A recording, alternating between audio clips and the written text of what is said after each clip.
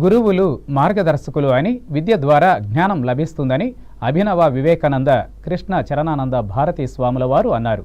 పెదవేగి మండలం ముండూరు క్షేత్రంలో గల యజ్ఞవల్క రాజా ఆశ్రమం నందు 65వ వార్షికోత్సవ మహాసభలను శనివారం ప్రారంభించారు. వేదాంత మహాసభలలో మొదటి రోజు ఆయనతో పాటు పలువురు స్వాములు ప్రసంగించారు.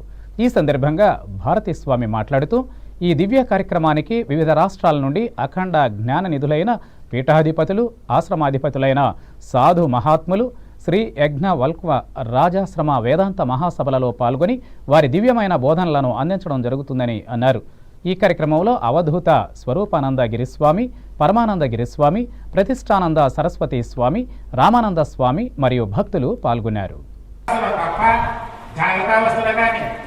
స్వప్నావస్థలో కానీ మనసు ఎట్లుంటుందని ప్రపంచాన్ని అవలంబించుకునే ఉంటుంది అది. కాబట్టి అలా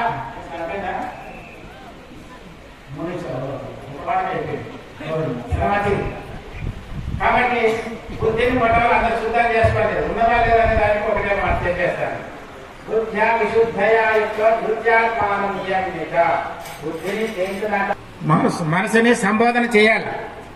ఓ మనసు పోతా ఉంటుంది. ఎందుకంటే ఇందాక పంచీకరణం చెప్పినట్టుగా అందులో మనసు దేంతో తయారైంది? అది వాయువు యొక్క అంశం, అది గాలి యొక్క అంశం చేత మనసు తయారైంది. కాబట్టి ఎప్పుడు కూడా చంచలంగానే ఉంటుంది. ఏ ఊరు పెట్టినా అసలు ఊరు పోదు. అక్కడ బుద్ధి మాత్రము శుద్ధం కాదు. మరి బుద్ధి ఎట్లా శుద్ధి అవుతుంది? విద్యా తపస్సుల చేత పూతాత్మ అంటే అంతఃకరణము బుద్ధి అని అర్థం. దానికి రెండు ఉండాలి. అగ్ని గాత్రాన్ని జలము సబ్బుల చేత ఈ స్థూల శరీరం కొంతవరకు ఆ పూటకే శుభ్రం. అంత ఎండకాలం వస్తే 3 సార్లు స్నానం చేయవలసిందే. అగ్ని గాత్రాన్ని శుద్ధ్యతి మనస్సత్యేన శుద్ధ్యతి. మనకు ఉండేది రెండు, ఒకటి కనబడకుండా ఉండేది మనస్సు, బుద్ధి రెండు ఉన్నాయి. ఈ రెండు లేని వాళ్ళు ఎవరైనా ఉన్నారు? ఎవరు చెప్పండి, ఎవరైనా? ఎవరు లేరు. నా మనసు బాగలేదు అనుకుంటున్నాం,